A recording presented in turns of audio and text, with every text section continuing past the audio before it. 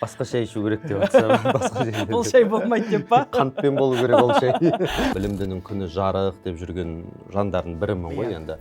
Мотивация материалдық беріп, затпен қызықтырып. солай болмаса, қазір ешкім қимылдағысы келмейді. Мынау депутат, неге тойда жүреді, не киім, неге футболкамен жүреді, қалай жүру керек сонда. Біз басында күшті көтереміз, жарайсың деп, кейін ол адам танылып болғаннан кейін, мынау өзінше болып кетті, бірдеңе болып кетіп, сол адам керісінше аяқтан шалуға.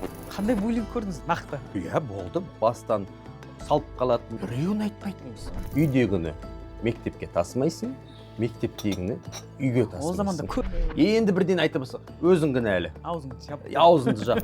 Мен баламмен жаңа тіл табыса алмай жүрмін. Өзің кінәлісің. Қош, нетпеш, бір оқыш. Білмеймін, ат ұнады, жаңа таңдадым. Каким-то образом я прочитал вот это бір нәрсе книгу, там бір нәрсе деген сияқты. Сол Үлкен жауапкершілік. Үлкен жауапкершілік. Оны мен қазір айтпасам да болушы еді, бірақ біз айтуымыз керек сияқты.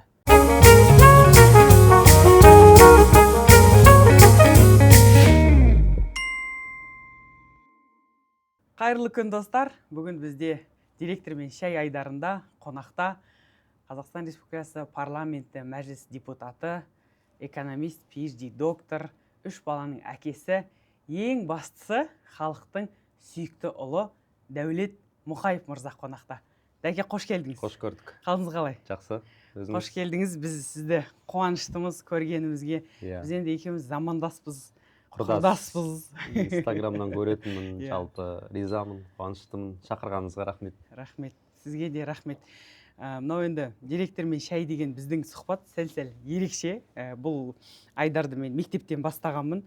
Сосын енді қазір таңда. Мектепте директор болдыңыз ба? Мектептің оқушыларымен, ұстаздарымен сұхбат алып, осы директормен шай ішіп. Оқушы кезден басталды ма деп қалсам.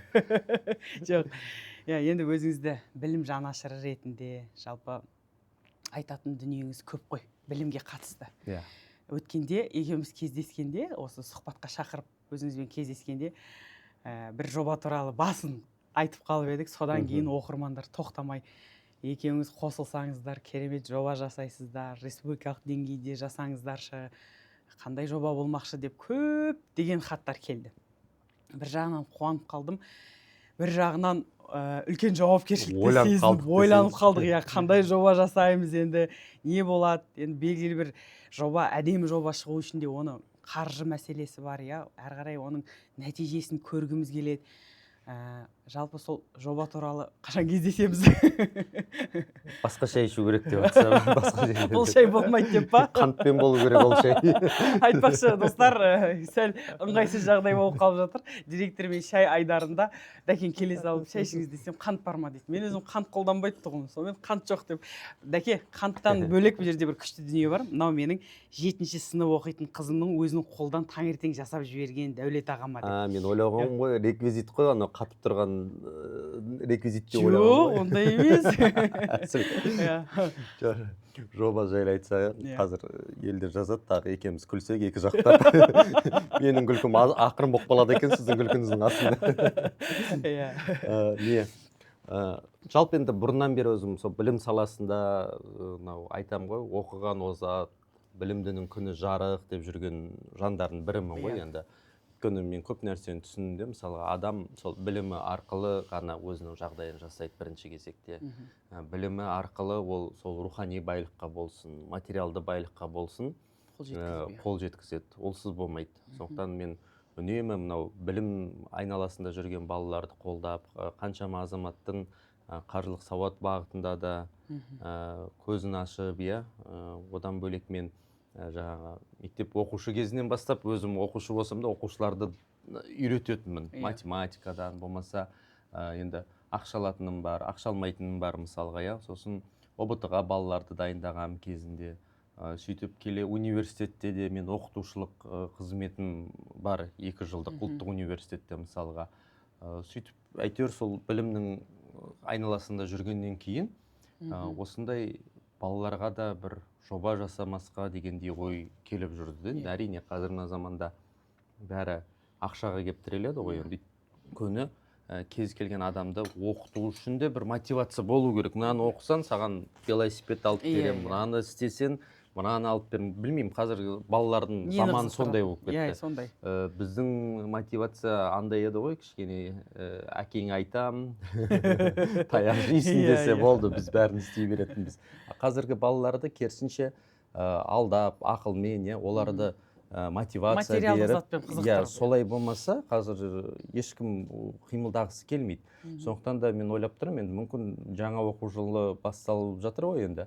Бірінші кезекте қалалық деңгейдегі жобаны жасаймыз ба, содан кейін барып ол өзі сәтін беріп жатса, республикалық деңгейдегі оқушылардың бір жақсы бір сайысы ма, әлде бір оларды бір ғылымға, болмаса оқуға ынталандыратын жоба ма, соны көру керек. Енді демеушілік жағынан да оны мен өзім бұйырса іздестіріп, қарастырып жасаймыз деген ниеттемін. Бастысы ниет қой, әйтеуір анау. Иә, мен үнемі айтам, 1000 қадамдық жол бір қадамнан басталады дейді анау Қытайдың ілімінде, Конфуцийда. Сонда әйтеуір бастапқы қадам, бастапқы ниетіміз сол жаңағындай дұрыс ой, адамға дұрыс жаңағындай ақпарат беру, пайдалы болу деген нәрсе ғой, ең бірінші қадамымыз сол. Енді ары қарай Құдай өзі бүйтіп алып келеді деген ойдамын. Иә, ең бірінші кезекте адам ниеті дұрыс болса, оның жолы әрқашан ашыла береді ғой. Өйткені мен осы нәрсені ойлап жүргенмін, сосын сіз кездесіп қалдыңыз, сосын сіз айттыңыз, мен айтамын, сіз енді директорсыз ғой, оқушылар бар, мынау қаланың бүкіл мектеп жаңағындай әріптестер, чаттар, неше түрлі бар ғой, енді номер қиын емес балалармен жұмыс істеу деп, сонымен жақсы бір не ойлап табармыз. Құдай қаласа табамыз. Біз енді қазір енді жаңадан қосылып жатырмыз ғой оқуға. Команда бар, жұмыс жасайтын, бұл тұрғыдан жобаға байланысты жақында біраз тың жұмыстарды күтетін боласыздар. Енді Дәке, замандас ретінде өзіңізге Дәке деп айта берейін. Мынау қоғамды екіге бөлген білім саласындағы азамат ретінде, мысалы, білесіз, маған бір адамдар директордың кейпі бұндай болмау керек, мына кісінің жүрісі ұстазға сай емес деп айтып жатады. Мені де айтады ғой. Мынау да депутат, неге тойда жүреді, не киім, неге футболкамен жүреді. Білмеймін, енді адамға мен айтам да, қалай жүру керек, сонда біз ана бір өзіміз миға бір шаблон қойып алғанбыз, сол адамнан бір образ жасап алғанбыз да, сол нәрсені бәріміз пендеміз ғой, адамбыз ғой, мысалға, білмеймін, жұмысты жұмыс деп қабылдау керек, жұмыс уақыты деп. Бізде өкінішке қарай көп адам оны жұмысты жұмыс уақыты деп қабылдамайды. Жұмыс уақытынан кейін де сол образда жүре береді, содан орнынан да айырылғысы келмейді, атақ абыройдан да айырылғысы келмейді. Сөйтіп бар ғой, 30 жыл бойы орында отыра берген мысалға басшылар бар, сондықтан да олай болмау керек. Мен үнемі айтам, тақ пен табыттың иесі жоқ. Сондықтан қазір заманауи жаңағы айтып отырмыз, 21 ғасыр, технология, әлеуметтік желі, неге соған сай сен сол ағымда жүрмеске? Ол ертең күні сен қалып қаласың. Қазір мен кейде мен балаларым кейбір сөздерді айтады да, өткенде green flag, red flag дейтін, сондай сөздерді мен айтамын да, қандай сөздер, маған түсіндіріңдерші деп, көрдіңіз ба? Ал егер де сен балалармен қазір байланысын болмай, мен өзім жай, енді мен балаларға сабақ бермеймін, мысалға, балаларды көп көре бермеймін, енді арасында бір мектептерге барып, өзім лекциям немді оқимын, енді ол кезде ондай әңгіме жүрмейді. Мен 3 баламның арасындағы сондай әңгімеде, мысалы, үлкен қызым мен ортаншы ұлым екеуінің әңгімелерінде сөйтіп айтады. Ал енді сіздер оның қасында күніне қанша баламен, оның баланың тілін таба білмесеңіз, арасы алшақтап кетеді негізінде. Сондықтан да енді әркім айтады, біз мынандай адам екенбіз негізше, мысалға, басында күшті көтереміз, жарайсың деп, кейін ол адам танылып болғаннан кейін, мына өзінше болып кетті, бірдеңе болып кетіп, сол адам керісінше аяқтан шалуға, құлатуға тырысамыз екен де. Білмеймін, ол жалғыз директор болсын, жалғыз мынау саяси сахнада емес, мысалға, кез келген салат, өнер адамдарының арасында, спортта да сондай екен. Керісінше мен айтам да, адамның жақсылығын көре білу керек қой. Кез келген Әзілхан Нұршайықовтың сөзі бар, маған өзіме үнемі нететін, ойымда, жадымда жүретін, ең жаман деген адам өз жақсылығы болады дейді. Жақсылықты көре білу керекпіз. Тура сол секілді оқушының бойынан да жақсылықты көре білу керекпіз. Ол бізде андай ғой, өкінішке қарай қоғамда мынау мектепте болсын, класста болсын, бала жақсы оқиды, мынау жаман Иә, оқиды иә, деген екіге екіге бөліп тастайды, бітті. Жоқ, ол сол жаман оқиды дегеннің ішінде де өзі тіпті мынау бұзық, анау мынау деп солай болады ғой. Иә, иә. Сондай балалардың арасында да сол баланың жақсылығын көре білу керекпіз де. Сол көрінген кезде ғана ана бала өзгереді негізінде. Осы ғой мен негізгі ұстанып жүрген қағидамда. Жаман Жоқ, бала мен- болмайды. Мгм. Иә, тек оның қабілетін аша алмай жатырмыз.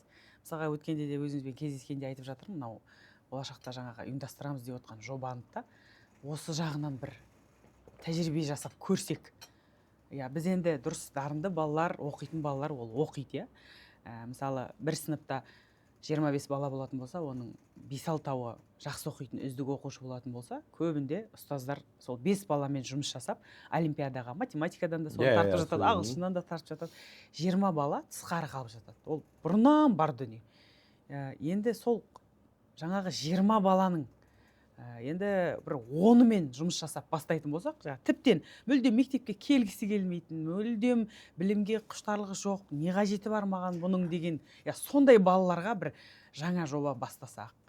Бұл жерде ата-ананың өзі де қазіргі таңда сізге өтірік маған шын, енді сізде бұл сұрақ алыстамайтын шығар, өйткені күніне өте жүздеген хаттар келеді. Балам мектепке барғысы келмейді. Көп Иә, ондай не жазады, істеймін маған да дейді. жазады. Не істеймін дейді. Балам мүлдем оқығысы келмейді, не істеймін? Білесіз, иә, қазір жалғыз басты аналар көп. Қалай тәрбиелейтін, әкесі жоқ, жаңағыдай әкеңне айтам деп қорқытатындай.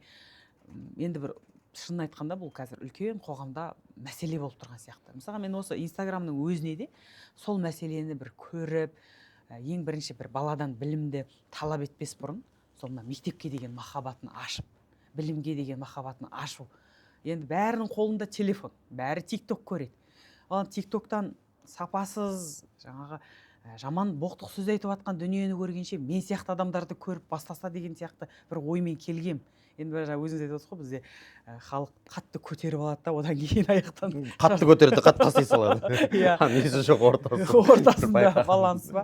Мен бірақ сынып кеткен жоқпын, дегенмен де қазір сұранысқа, халықтың махаббатына ие болып та жатырмын, қолдаушылар көп, өйткені балалар өзгеріп кетті. Өзіңіз айтып жатырсыз ғой, біз өзіміздің балаларымыздың тілінде түсінбей жатамыз.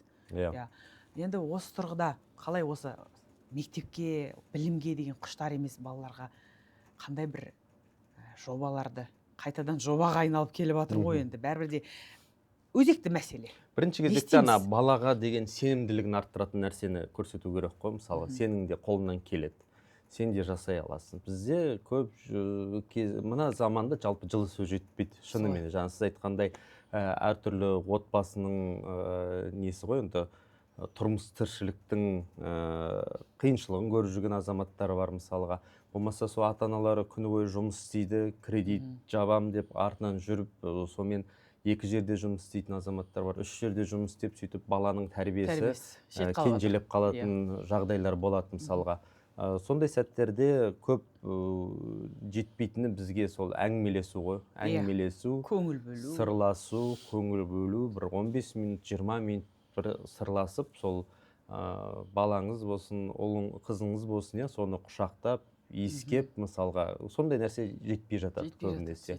Сондықтан да, ал енді ондай нәрсені көрмеген балаларда көбінесе өзіндік бір сырттан іздейді, және де сенімділігі азая бастайды. Мен айтам, сенімділігі артқан адам, ол бәрібір өзі энергия, қуаттанады мысалға. Энергиясы бар адам, ол бір нәрсені жұмыс істеуге ынталанады. Ал егерде оның өзінде мысалға мектептегі мұғалім болсын, басқалар болсын, ой, сен андайсың, мұндайсың, енді бізде буллинг деп айтамыз ғой, енді ол әлі де бар, ол жоққа шығаруға болмайды. Енді бірақ біздің буллингпен салыстырғанда қазіргілер қатты не емес сияқты, қатты емес секілді. Бірақ бәрібір де кездеседі. Ол бала ол нәрсені нетеді ғой, жаңағындай көңіліне қабылдайды. Одан кейін детский травма деген бар дейсіз ғой.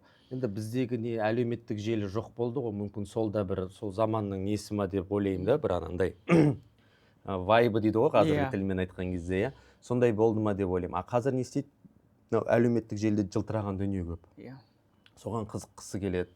соны алғысы келеді, оған еліктеген бала оңай мысалға ақша тез байығысы келеді. тез байығысы келетінде, бірақ одан бөлек тіпті байымай жатса да ата-анасына айтады, маған алып бер, мен сол сияқты өмір сүргім келеді деген секілді, иә.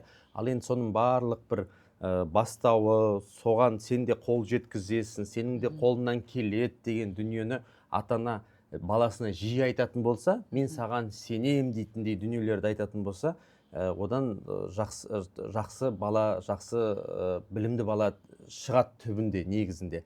Біз жаңа айтамыз, оны 5-ке оқитын, болмаса 3-ке оқитын балалардың арасында да кейде болады, ол пәнді дұрыс білмеуі мүмкін, бірақ өмір сүрудің мәнін ерте үйреніп алған азаматтар болады да, мысалға. Өйткені мен білем, 5-ке оқитын балалардың көбінде андай не болады, синдром отличника деген ауру болады. Ол аурумен мен де кезінде ауырғам, бірақ ол кішкене қиындау негізінде. Мен өзімнің қарындас бауырларыма айтамын да, сол синдром отличникамен жүрмеңдер. Адам пенде болғаннан кейін қателеседі. Қателеспейтін ешкім жоқ мысалға. Бірақ адам сол қателесу арқылы ғана сабақ алады. Қателесу арқылы ол өседі. Қателесу арқылы ол келесі бір этапты шығады, мысалы бір баспалдақпен елестететін болсақ, иә. Сондықтан да жаңағы жасап көру керек қой. Иә, сондай балалардың арасында болады, бір нәрсені ұйымдастырады, бір жоқ нәрсені өзі тауып алады мысалға, иә. А ол не? Ол өмірде де солай ғой мысалға. Сен өмірде бір кітапты алып, иә, оқы деп бәрін айтамыз. Бірақ кітапты алып, оны анау бір әзіл бар ғой, Күлпаш недегі, мен оқыдым деген секілді, анау күйеуге тимеген бір қыз сөйтіп әзілдейді ғой мысалға. Сол сияқты болудың қажеті жоқ. Керісінше барлық нәрсеге үлгеру керек. Бірақ әр нәрсені мен айтамын, сол уақытымен болса, мысалы кітап оқуға, білім алуға 1-2 сағат, жаңа айтқанда үйдегі ата-анамен сырласуға, әңгімелесуге жарты сағат, достарына 1 сағат, спортқа 1 сағат деген секілді әр нәрсені бүйтіп уақытпен бөліп қойса, ол өте жақсы болады. Жан-жақтылық дегенді мен де қатты қолдаймын. Бізге қазір сол жетпей жатыр. Осы білім саласында да жаңа мен енді айтып жүрген дүние бар. Білім деп біз білім сапасыз деп қуған сайын ол бір ұстатпай жатқан сияқты ол көрінеді.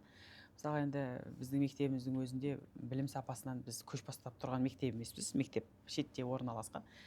Қазіргі таңда сонда баланы білімге қызықтыру және тұлғалық өсу. Мынау ең өзекті болып тұрған дүние, мен енді ашығын айтайын, буллинг мәселесі мектепте, және мен атын айтуға болмайтын бір термин бар қазіргі жастардың қиындыққа төзе алмайтынын, кішкентай болса қатты бір мен депрессиядамын деп, енді ол өз өмірін қиятын жағдайға дейін барады дүниелер. Мен білмеймін, біздегі 90-ның жылы тоқырауын көрдік қой, біз енді ойыншық деген нәрсені қолдан жасайтынбыз, иә. Керісінше қирап жатқан дүниені біз керісінше құрастыруға тырысатынбыз, иә, сол нәрсені жасап. Қазір керісінше. Білмеймін, қазір керісінше болып кетті. Вандализм дейміз. Вандализм, одан бөлек кішкентай балалардан да байқайсың ғой, бір ойыншық алып береді.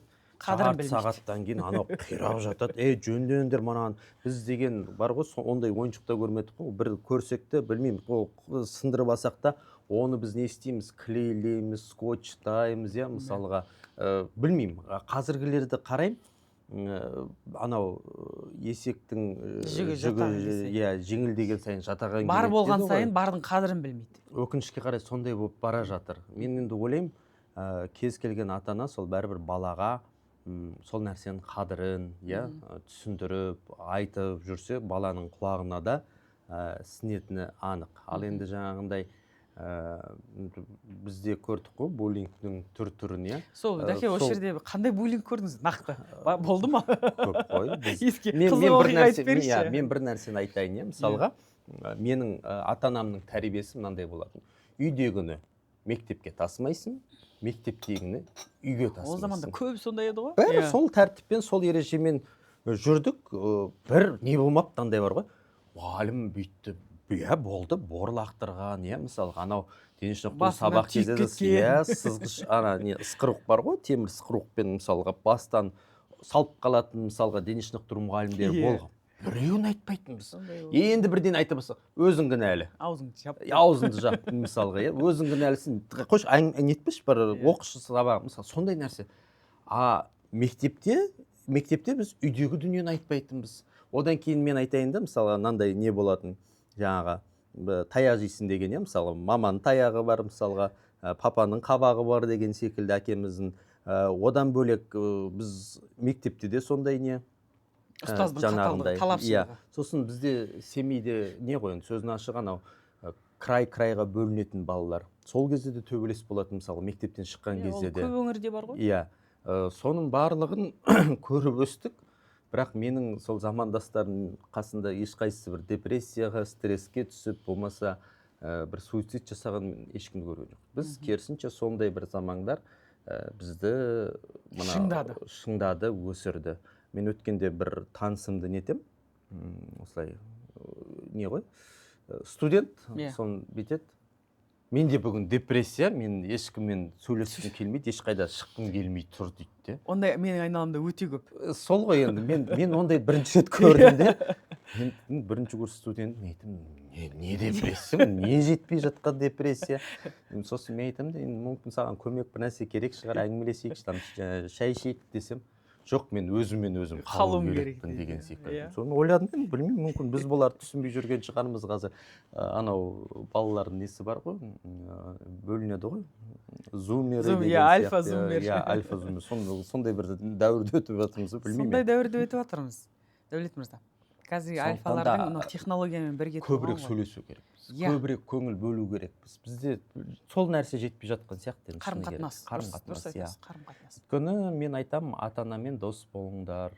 Ең не саған шын жаны ашыр, шынайы көмектесетін, сені шынайы түсінетін ол өмірде бір адам бар да, ол ана негізі. Сосын екінші ол әкең, ата-анаң.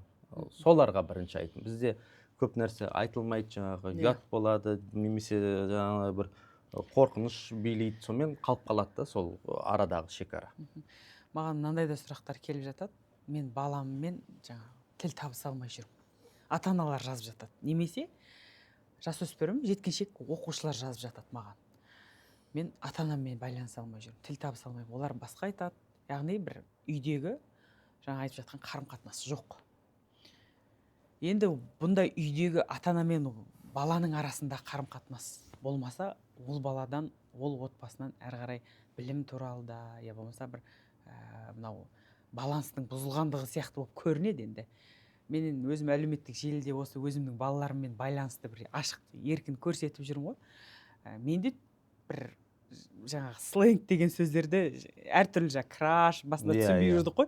Кейіннен уже түсініп олардан асырып жібердік қой. Кейін олардан асырып жібердік қой. Бірақ осы мынау психология деген нәрсе ғой. Жаңа айтып жатырсыз ғой. Қарым-қатынас, бір-бірін түсіну, сөйлесу, көңіл бөлу, достық, қарым-қатынас дегеннің барлығы психологияда. Бұны кезінде біз қайтадан бір жаңғыртып атқан сияқты көрінуіміз мүмкін, қазір халық айту мүмкін, бірақ дегенмен бұның барлығын біздің ата-бабамыз кезінде айтып кетті ғой. Абай атамыз да, Мағжан Жұмабаев та, Жүсіпбек Аймауытов та айтып кеткен. Мысалға баланың жанын түсіну ең бірінші кезекте, содан кейін барып ол балаға білім беру деген. Осы нәрсені қанша жыл бұрын Фарабидің өзі тәрбиенің маңызы туралы Әл-Фараби де айтып кеткен. Ал біз бір ортада біраз уақыттарды тек білім ғана деп қана акцентті қойып, біршама қателіктер жіберіп алған сияқты болып көрінеді да өз басыма. Мынау біз білімді талап етпес бұрын, бірінші ол баланың білімнің не екенін, маңызын түсінетіндей сана. Сана деген дүние бар ғой енді. Сіз өзіңіз үнемі айтатын дүние ғой бізде. Санамыздың, деңгейіміздің, сосын мәдениет деген. Мынау бір қоғамда мәдениетті қалыптастырмасақ, мәдениет дегенде енді адамдар тек қана шығармашылықпен байланыстыру мүмкін, ол олай емес қой. Осы тұрғыдан дәке, мысалы қазіргі таңда балалар жаңағы әлсіз деп айтқым келмейді. Мықты жастарымыз да бар, өсіп келе жатқан, қазір оң солын танып, ерте жастан бастап технологияны меңгеріп, әлемді бағындырып жүрген, олимпиададан Қазақстан алдығы көрсеткіште көрсетіп тұр.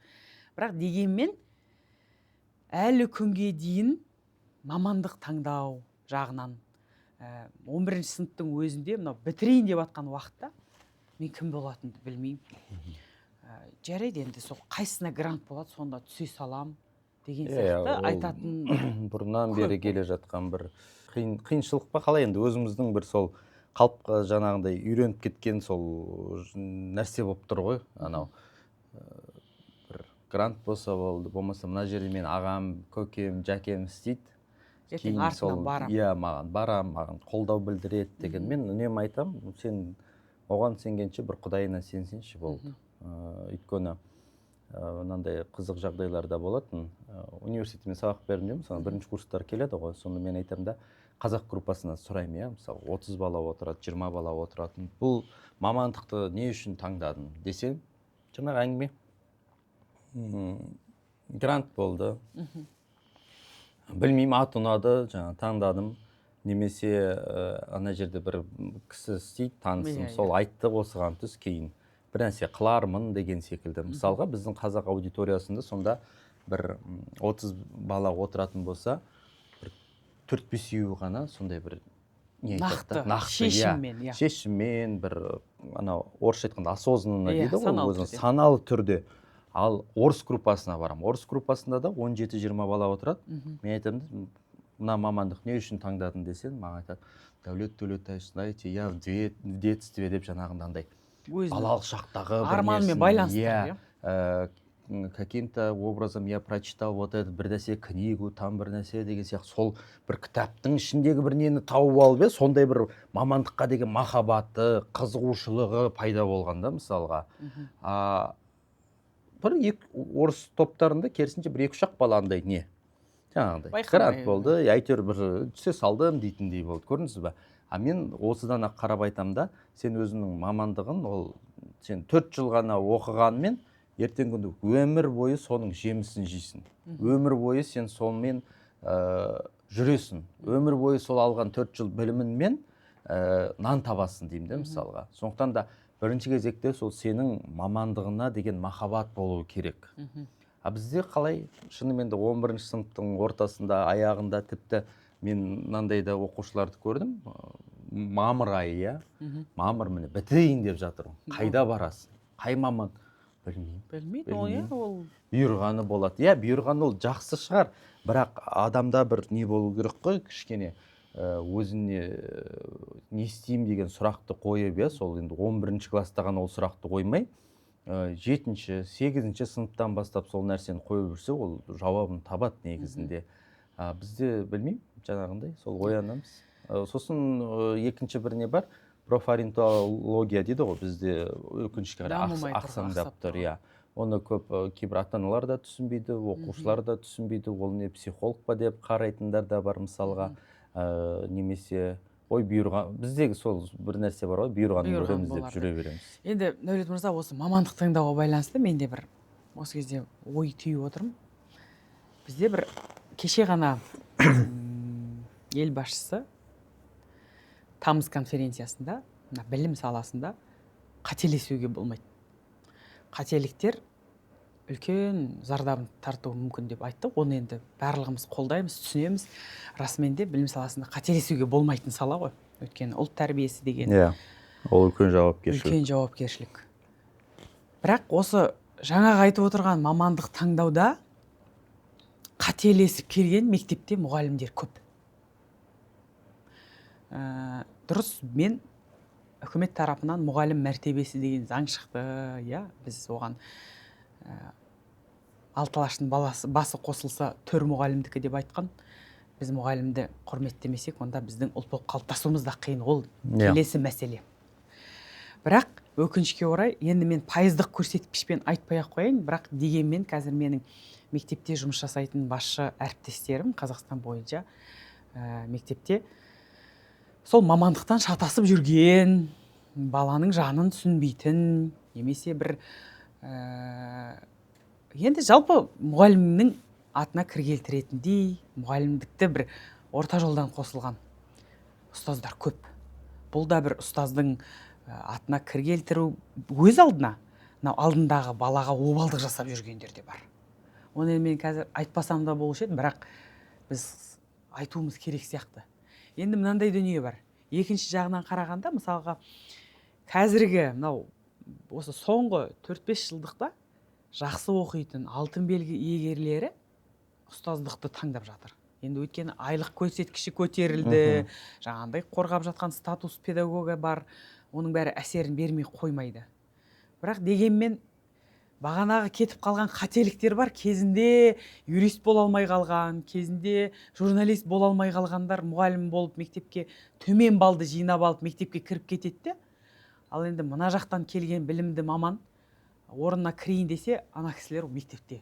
Оны біз, мысалы, мен басшы ретінде де айтамын, оларды біз шығара да алмаймыз жұмыстан. Бізде енді осы ойлаймын, министрлік тараптан тәуелсіздік алғалы ең көп ауысқан осы білім саласындағы министр ғой деймін. Жалпы тұрақталмайтын, ұзаққа да бармайтын, бір 2 жыл айналып келген кезде. Содан енді әр министрліктің өзінің көзқарасы болады ғой, мысалға. Шынымды айтсам, мен де кезінде Семейде 125 ұпайдан 122 балл алып, алтын белгімді алған кезде маған да педагогика мұғалім болуды ұсынған еді, мысалы. Сонымен айттым, мұғалімнің айлығы аз. Мен ертең күні Семейде қалғым да келмейді, мен үлкен қалаға барғым келеді деп, сөйтіп Алматыға мысалы кеткен едім. Сол кезде біздің қатарымыздағы құрдастарымыз, өзіңіз білесіз, сол жылы мысалы 2009-2013 жылдары 70 балмен, мұғалімдікке 65 балмен мұғалімдікке түсіп жатты енді. Мен кейде өзім таныстарым сол әзілдеп айтам, сен қалай бала оқытып жүрсің? Немесе сен берген мектепке балаларымды бермеймін деп те өзім әзілдеп айтамын. Міне көрдіңіз бе, бір жылдар болды біз сондай нәрсені, жаңағы мұғалім десе, ой, мен барғым келмейді, жұмысы көп, болмаса мұғалімді ешкім сыйлап жатқан жоқ қой дейтін сондай бір деңгейге түсіп кеттік енді. Мен үнемі айтамын, өзіне мамандығын ұнамаса, істеп жүрген дүние ұнамаса, шығып кетті. Бізде не зона комфортадан шығалмайды. Ол жалғыз мұғалім саласында ғана емес, кез келген барлық салада сен өзің сүйікті айналыс болды. Адам сүйікті ісімен айналысса қана, ол адам бағанағы айтқан энергиясы болады, көңіл күйі болады, айналасына негативін шашпайды, тек жақсы нәрсені ойлайды, және де ол сол көңіл күймен, сол позитивпен, сол энергиямен ол адам ақша табады мысалға. Бізде не істейді? Өкінішке қарай сол жұмысқа барғысы келмей, барса да ананы жамандап, мынаны жамандап, негативін айтып, ол адам бәрібір одан ештеңе өзгермейді, өзі ғана қиналады, өзі ауру адамға ұшырауы мүмкін, мысалға. Сондықтан да мен айтамын, үнемі айтамын, ұнамай ма? Сол күні-ақ жазда кет, аштан қалмайсың. Өзінің сүйіктісін тапсан, сол саған көбірек энергия алып келеді. Ал енді сен өзін ұнамайтын ісінмен, жаңа айтқандай, өзіне ұнамағаннан бөлек, сен басқа адамдарға да не беріп жүрсің? Басқа зиян тигізіп жүрсің ба? Көрдіңіз бе? Сондықтан да ойлану керек әр адам. Бұл енді үлкен мәселе болып тұр. Сондықтан да ойлаймын, қазіргі таңда мемлекеттік тарапынан білім саласына қайтадан бір леп келіп жатқандай, себебі өте көп. Білімді жастар өте көп. Білімді жастар. TikTokта да мықты мұғалімдер бар, физиканы, химияны, математика, сол кезде геометрия қарапайым тілмен түсіндіріп, мен өзім сол тіркеліп аламын да, бұрынғы нелерімді қайталап отырам, енді ұмытып қалмайын, бір есептер беріп қояды, оны да өзім шығарып, мысалы, оны да миды қозғау ғой мен үшін. Бірақ сол мұғалімдердің несіне сүйсінемін. Шынымен де жақсы білімді жастар өте көп. Дәулет мырза, мысалы Астана қарқынды дамып жатты ғой. 3 ауысымды мектептері болды бұрынғы. Осыдан 1-2 жылдың өзінде де 3 ауысымды мектептер болған. Әлде бар, менің балаларым 3 ауысымды мектепте ғой, 89. Солай ма? 3 ауысымды мектептердің қатарын азайтуға байланысты жыл сайын, міне былтырғы оқу жылында бірнеше мектеп берілді, биылғы оқу жылында 24 мектеп қой деймін, қателеспесем. 24 мектеп былтыр берілген. Биылда да өте үлкен көп мектептер, келешек мектептер салынып жатыр. Бұл да бір мемлекет тарапынан білімге қайтадан бір шеген қазықты қағып мән беру екен біз сезінеміз. Енді бірақ кадр мәселесін жаңағы дүниеде біраз оңтайлы дүниелер жасалып жатыр. Мен айтам ғой, мен өзім мектебімде етіп жатам, мұғалімдерге жалпы елде білім саласына жасалып жатырған қаржының есебі жоқ. Өте көп қаржы құйылуда. Оны сіз өзіңіз депутат ретінде де оны білесіз, мойындайсыз, көріп жүрсіз. Бірақ енді бір нәрсеге нәтижені көру үшін уақыт керек қой, қанша дегенмен. Балаларыңыз мемлекеттік мектепте оқиды ғой, солай ғой? Мемлекеттік мектепте оқуын сіз бұл ұстанымыңыз ба? Жеке мектепке таңертең Енді кешке дейін? менің өзімнің ұстанымымды айтайын, мен Семей қаласында қарапайым мектепте оқыдым. Ол ешқандай лицей де емес, гимназия да емес, кәдімгі орта мектеп. Төлеубай Ыдырыс Сұламанов атындағы Семей қаласындағы нөмір 16-шы орта мектеп болды. Енді сол мектепте өзіміз жаңағындай оқып, түрлі олимпиадаларға қатысып, белсенді болып, грантқа да түстік. Қазір қай салада жүрмесін, әйтеуір өзіміздің білімімізбен көзге түсіп, мысалға. Сонда мен қараймын да, бұл жерде мектептен гөрі мұғалім мықты болу керек. Мұғалім әлгі балаға деген сол жаңағындай мүмкін тәлімгер, мүмкін екінші анасы ретінде, мүмкін ақылшысы ретінде сондай бір образда болу керек. Сондай бір бейнеде солай бала қабылдайтын болса, ары қарайда оқуы жаңағы жеңіл болады деп ойлаймын. Мен өзім жалпы өмірде алғыс айтатын, рахмет айтатын жандарым өте көп. Солардың тең жартысынан көбі ұстаздар, мұғалімдер, профессорлар мысалға, Мен тек бір ғана адам деп айта алмаймын. Мен әрбір мұғалімнің, ұстаздың өзіндік бір несі болды маған. Математика болсын, тарих мұғалім болсын, қазақ тіл әдебиеті болсын, мысалға, орыс тіл мұғалімі болсын, мысалға, әрбір мұғалімнен бір жақсы нәрсе көре білдім. Теориялық тұрғыдан емес, тұлғалық даму жағынан да алып отырамыз ғой біздер ұстаздан. Бала шағама келетін болса, мен бірінші кезекте мұғалім таңдадым, шыны керек. Бастауышта ол солай болуға тиісті. Кейін барып, мен қазір нетіп отырмын, 5-6 сыныптардан бастап, оларды дайындап, кейін 7-8-ден түрлі мектептер бар ғой, жаңағы Ниш дейміз, түрік бил дейміз, соған дайындармын. Қазіргі кезде ол үйдің қасына, одан кейін артық шығынсыз, керісінше сол баланың білімге деген құштарлығын ояту процесі жүріп жатыр. Одан кейін мен қазір, бұл менің бір өзімнің ішкі үйіміздегі тәртіп, 4-ші сыныпқа дейін мен балаларыма өзге тілді оқыту, үйретуге басымды қатырып жатқан жоқпын, шыны керек. Ол орыс тілге де, ағылшын тілге де. Біздің үйімізде мен үлкен мақтанышпен айта аламын, осындай Астанада тұрсақ та, көп адам айтып жатады, ой, Астананың балалары тілі орысша шығады, ана мынау. Оның барлығы ата-анаға байланысты. Отбасына байланысты. Мұғалім не ол? Мұғалім баламен 4 сағат, ары кетсе 5 сағат болады. 24 сағаттың қалған бөлігі ата-ана мен бала ғой негізінде. Бізде 3 баланың барлығы 100% қазақ тілінде. Біз керісінше қазір енді мектепке қосылып жатыр ғой, ағылшын, орыс тілі қосылып жатыр, Біз керісінше содан қиналады менің балаларым. Мен оған ұрыспайым да оған. Аулаға шығып келіп. Оған көп нетпеймін де. Бірақ олар шынымен де аулаға шықса, олар нетеді, қиналады. Орысша сөйлеп жатыр, мен оны түсінбеймін дейді мысалға. Мен айтамын, түсінбей-ақ қой. Әзірге керек емес. Сен өзің мына ортанмен, болмаса ағамның балалары бар, олар да қазақ тілінде сөйлейді мысалға. Солармен ойнай бер деймін де. Кейін барып 5-ші сыныптан бастап мен айтамын, мейлі Қытай тілін оқысын, мейлі испан тілін оқысын, мысалға мен оған ешқандай шектеу қоймаймын. Сондықтан да бірінші кезекте мынау балаға сол іргетасы маңызды. Тілін, дәстүр, мәдениет жайлап, ұлттық құндылық, сондай нәрселерді айтып, оның бәрі отбасынан сіңіріледі ғой. Отбасыдан басталады негізінде. Маған ұнамайды барлық нәрсені мұғалімге сілтеп қою деген секілді. Осы сұрақты қойғым келіп отырған. Осын көбірек айтыңызшы деген секілді. Осын айтыңызшы, бізді бір құтқарыңызшы деймін ба? Мұғалім ол мұғалім. Мұғалім білім беретін адам, тәрбие беретін адам емес. Тәрбиені ол ата-ана беру керек, үйдегі ата-ана. Мұғалім тек өзінің сол 40 минут, 45 минутында қай пән, математика ма, қазақ тілі ма, орыс тілі ма, соны балаға дұрыс жеткізіп, бірақ бағанағы жоғарыдағы айтқанымыз кеткендей тигізетін болса, баланың миына тиетіндей болса, сол жеткілікті. Дәке, мұғалім білім беретін, махаббатпен білім беретін адам дегенді қосып қойықшы. Махаббатпен сол өзінің несін сүйетін болса, мысалға жаңағындай. Мен жай бір не айтқым келеді, мен мақтанғаным емес, мен бином мектебінде болдым. 50 минуттай ма бір лекция оқыдым. Сонда 2 балам маған келді де, менің қолымды алады ғой. Дәулет аға, мен сіздің бүгінгі лекцияңыздан кейін мен елге қызмет ететін болдым. Мен осы уақытқа дейін бұл елден кетем деп жүрдім.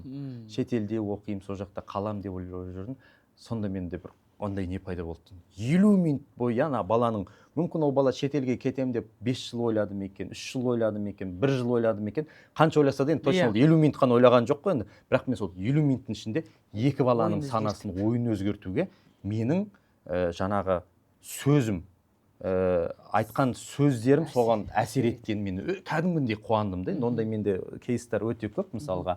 Сондықтан да жаңағындай мұғалім балаға тек адам болып кетуіне, жаңағындай білім, оның өзінде де мен қатты қуалап кетпеңдерші деймін де, анандай бір мәні дейді ғой, кез келген нәрсені, мына нәрсені қай өмірде неде пайдаланасың деген нәрсені, соны мұғалім көбірек үйрете білсе екен деймін. Ал тәрбие ол ата-ана бәрібір де.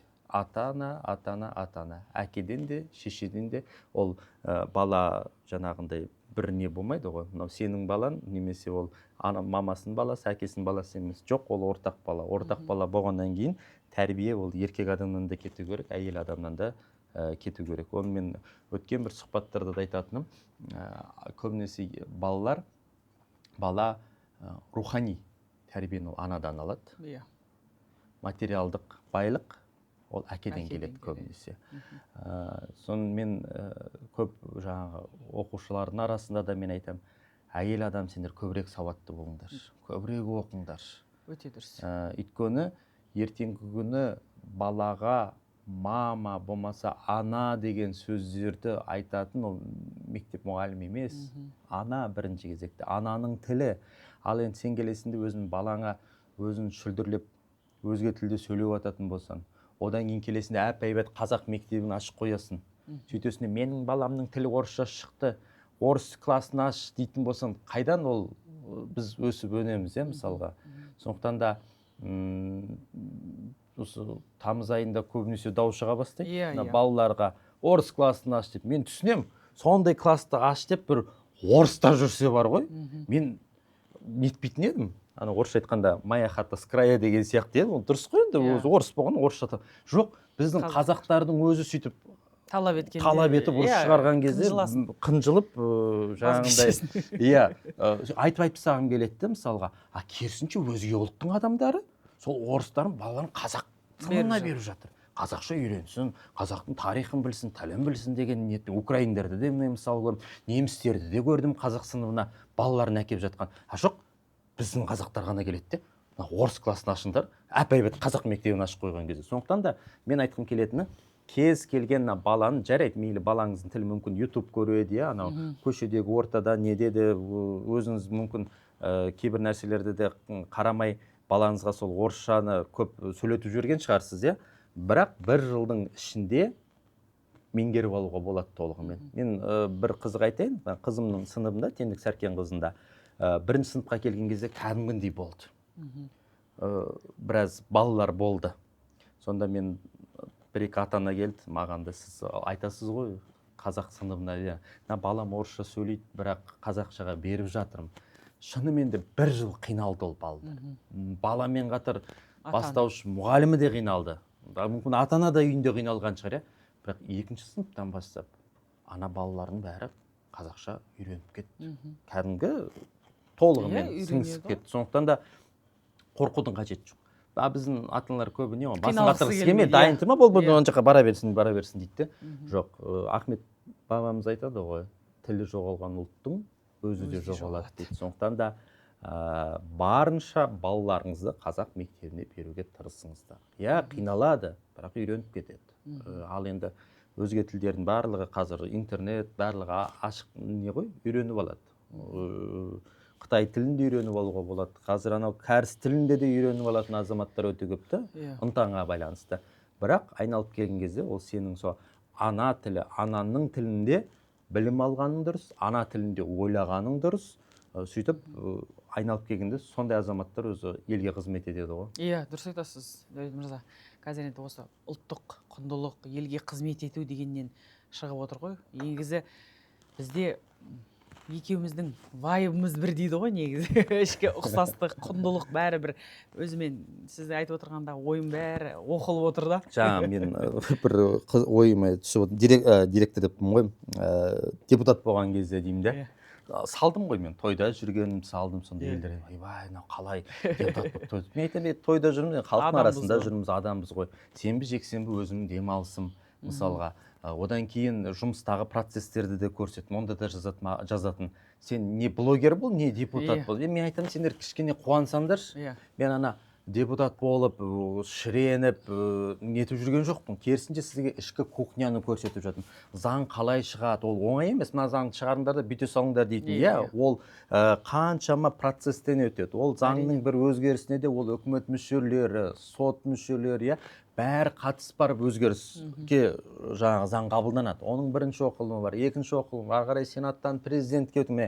Сол процестердің барлығын мен түсіндіріп үйретіп жатырмын. Енді мен де бүйтіп жаңағы аспаннан салбырап түскен жоқпын. Мен де уақыт өте келе сол нәрсенің барлығын түсініп, елге түсіндіріп айтып жатырмын да, мысалға. Оның барлығы сол әлеуметтік желінің көмегі ғой. Керісінше анау жайлап біз уақыт өте келе депутаттар ұйықтап отырады деген стереотиптен арылып жатырмыз. Өйткені мен үлкен немен айтам, кәдімгі мен өзімнің мына қазір қанша 3 жылдай жуық болды ғой, бір ұйықтап қалған әріптесімді көрген жоқпын. Керісінше жұмыс процесі кәдімгідей қызу талқыланады, оны біз ашықта көрсетеміз, кейде арасында тікелей эфирге де мен кіріп отырамын. Ашықтық болу керек, көрсету керек, түсіндіру керек.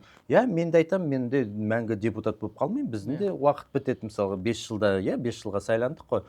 Кейін керісінше менің қателіктерімді қайталамайтын басқа саяси аренаға жастарды да дайындауға мен үйретуге дайынмын. Менде не жоқ анандай бір ойбай айтпай ғой. Керісінше олар да үйренсін, көрсін, білсін. Бірақ мен бір нәрсені байқаймын, жастардың арасында мемлекеттік қызметке қызығатындар қазір азайып барады, өкінішке қарай. Ол не себеп деп ойлайсыз? Стереотип жаңағындай. Мысалға сол депутат не істейді, ұйықтап отырады, депутат қарны қампиған, тура сол секілді полиция қызметкерлерінің арасында да, әскери салада да мысалға айтатындары бар, дәрігерге де көп біздегі сондай бір нені жасап тастағанбыз, өкінішке қарай, мамандық иелеріне қарай бір түрлі шектеу, одан кейін басқа да бір нелер өте көп, жаңағы стереотиптер, мысалға. Еркіндігінен айырылып қалу. Одан кейін олар айтады мысалға, ой мен о жақта там подстава көп дейді мысалға, немесе о жақтың айлығы аз дейді мысалға. Келісемін, айлық мемлекеттік қызметте жалпы айлық өте аз, өкінішке қарай. Бірақ енді оның барлығын ысырып қойсақ, мемлекетке кім қарайды, үлкен елімізді кім басқарады дегенде сұрақ туындайды да, мысалы. Мен білем, біздің мектеп оқушы кезінде кәдімгі сұрайтын ғой, кім боласың десе, біздің класстың тең жартысы әкім, тең жартысы депутат, тең жартысы сол шенеунік, сондай отыр. Қазіргілер блогер боламын дейді. Қазір жоқ, қазір блогер боламын дейді. Қазір анау дейді, бір миға кірмейтін бір мамандықтарды айтып жатады да, деп қоясың да, мысалға. Қызығушылық жоқ. Тіпті маған келеді, айтады өткенде бір оқушылар, сіздің инстаграмда миллион аудиторияңыз бар, зачем вы пошли на депутатство деп маған айтады да. Вы же там чем, енді шыны керек, біздің айлық миллионға жетпейді, 780 мың алам қолға. 780 мың аласыз ба? Мен 500 мың алам. Сіз 500 мың аласыз, сонда 780 мыңды да кейбір адамдар ана желкеннен шығарып жүреді ғой, сендер салыққа біздің бірдеңеге, шынымен де кейде бәрін оқисың да, сен де жұмыс істеген ма, онда блогер болып. Бірақ кейін сабырға келесің де, қой енді ақшаның бәрін қолай беретін болсақ, мына елдік процесіне, ұлтқа кім қызмет етеді деген секілді. Менде бәрібірде не ойымды қазір не тұр да, мысалы, көп жастар сұрақ қояды, осында жауабын айтып өткім келеді. Мен мысалға мектепте тегін оқыдым, жаңа айтқандай, бір частный мектепте оқыдым, ағылшынша бердім, айта алмаймын, тегін оқыдым. Университет бакалавр тегін оқыдым, грантты, Аллаға шүкір, стипендия алдым. Именной атаулы стипендия шәкіртақыны алдым. Магистратурада да не алдым, жаңағы бакалаврда повышенный стипендия алдым. Магистратурада грантқа түстім, стипендия алдым. Докторантурада грантты оқыдым, стипендия алдым. Ол кезде 191. Қазір 260 мың болып жатыр. Ол кезде 191. Енді соның бәрін қайтымы болу керек қой, Ақмонша. Әрине. Осы мен елге алдым. Енді мен ақша қуала кетпей, блогерлік қуала кетпей, мысалға, керісінше, мен блогерде болып, телевизия саласында да, қосымша жаңағы командада балалардың кәсіп немен де айналысады ғой. Сол мен үйімді, көлігімді алдым, жағдайым жасадым, Аллаға шүкір. бірақ ақшаны да қуалай беруге болмайды. Бір сәтте анау чувство долга дейді ғой, өзінің сол қарыз дүниенің қайтарымы болу керек кез келген нәрсенің мысалға. Сіз блогпен, мысалы мен өз басым сізге риза болатыным, енді айтып отқан жолыңыздың бәрі тоже менімен сайма сай келіп жатыр да. Грантта оқыдым, магистратурада грант, бәрінде грантта оқыдық. Қазір енді мен докторантурада оқимын. Стипендия 260 мың теңге. 500 мың теңге айлық аламын, стипендия 260 мың, 760 мың теңге аламыз. 20 мың қоссаңыз депутаттың айлығы болады. Мен пособие аламын ғой. Пособие. Болды ғой. Мен сен асып кетемін. Онда депутаттан астын. Жоқ, сол қайтарым деген дүние. Ол енді санаға да байланысты шығар, бәрін тек ала бермеу деген. Мысалы, мен Дәулет мырза бір риза болатыным, жаңа блогпен ақша табу ол өз алдына ғой. Сіз енді ұлтқа қызмет етуге байланысты депутат болып жатырсыз, қазір біраз жұмыстар атқарып жатырсыз, әлде де атқаратыныңыз алда. Бірақ мысалға осы блогтың арқасында сіз қазіргі таңда бір 30-40 отбасын асырап, яғни жастарға бағыт бағдар беріп, өзіңіздің біліміңізді, көп адамдар бар да бізде өзін ойлап, өзінің қалтасын ойлап, өзі ғана дами түскісі келіп командасына. Мысалға мен тұлға ретінде сізге мынау артыңызда жастарды, біраз отбасын енді әлеуметтік желіні байқалап отырамыз ғой, қаншама жастарға кәсіптің көзін үйретіп, ашып, өзіңізді сол артыңызға тартып, бұл да бір екінің бірінің қолынан келетін дүние емес. Мысалы мен өзім қатты қызығам. Әрқайсысы тұлғалық қазір үлкен бір даму үстінде, командадағы балаларды. Бұл деген бір үлкен игі іс қой.